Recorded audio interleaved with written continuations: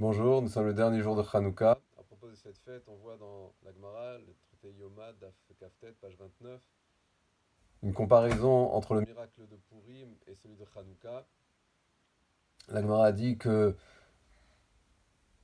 Esther est comparée au matin, comme on voit dans le psaume 22, Ayelet à Shachar, Shachar le matin, pour dire que le miracle de Purim, c'est le Sof Kol Anissim, c'est la fin des miracles notables de l'histoire qui ont donné lieu à une fête.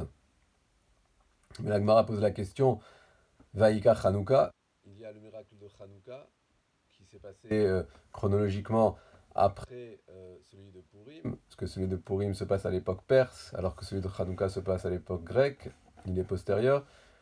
La Gemara répond, Nital Nikatev Kamrinan, on parle de ceux qui sont donnés à être écrits.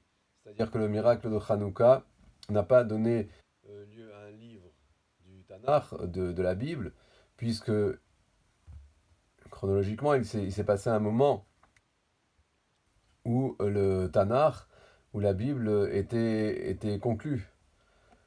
Donc, contrairement au miracle de Purim, qui lui a donné lieu au livre d'Esther, qui fait partie du canon biblique.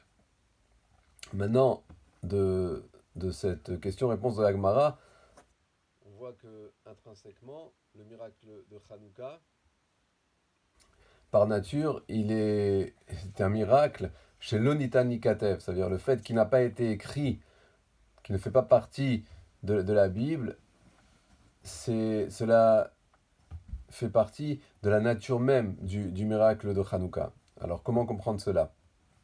Alors, les commentaires expliquent que le miracle de Hanouka se passe à un moment où la transmission, qui est le début de la transmission orale, c'est-à-dire de la période des sages qui ont transmis la Torah orale. Quand on reprend dans le Pirkei Avot, cela commence avec Shimon HaTzadik, qui était Mishiyare Knesset Agdola, qui était un des derniers de la Grande Assemblée. Et donc cette période de la Grande Assemblée, elle commence avec l'histoire de Purim, puisque Mordechai fait partie de cette Grande Assemblée, et se termine avec Shimon HaTzadik, qui a vécu à l'époque d'Alexandre le Grand, qui est le prélude de l'histoire de Hanouka. Donc c'est Anshek Knesset Agdola sont les représentants de cette période qui débute la transmission orale, et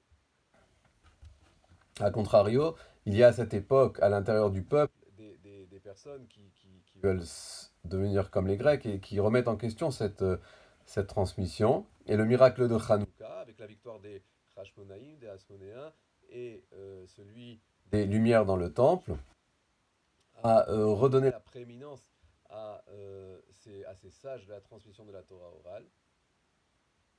Et donc cette transmission, elle doit être orale, comme son nom l'indique. Maintenant, on sait que elle a été mise par écrit par Rabbi Yehuda Hanassi quelques siècles plus tard, à l'époque romaine. Mais même à partir du moment où la Torah orale est mise par écrit, l'histoire de Hanouka, elle, ne donne pas lieu à un livre en soi. On retrouve la fête de Hanouka dans le traité Shabbat et dans quelques autres endroits de manière très éparse, mais il n'y a pas un livre qui a été consacré comme cela a été pour Purim. Cela veut dire que même lorsque la Torah orale est mise par écrit, il faut qu'il reste une partie qui ne se fait que par transmission orale, et cela est symbolisé par les lumières de Hanouka, qui doivent se diffuser à l'extérieur, mais à partir de l'intérieur, des maisons, ce qui symbolise l'intériorité qui, elle, ne peut faire l'objet de quelque chose d'écrit qui va se diffuser et donc devenir quelque part quelque chose d'extérieur. Voilà, donc bonne fin de Hanouka. Je vais mettre en lien en bas de la vidéo un lien pour un appel de soutien à des kollélim, des centres d'études qui se trouvent en Israël. Merci de votre attention et de votre aide si vous pouvez. Hanouka Sameach.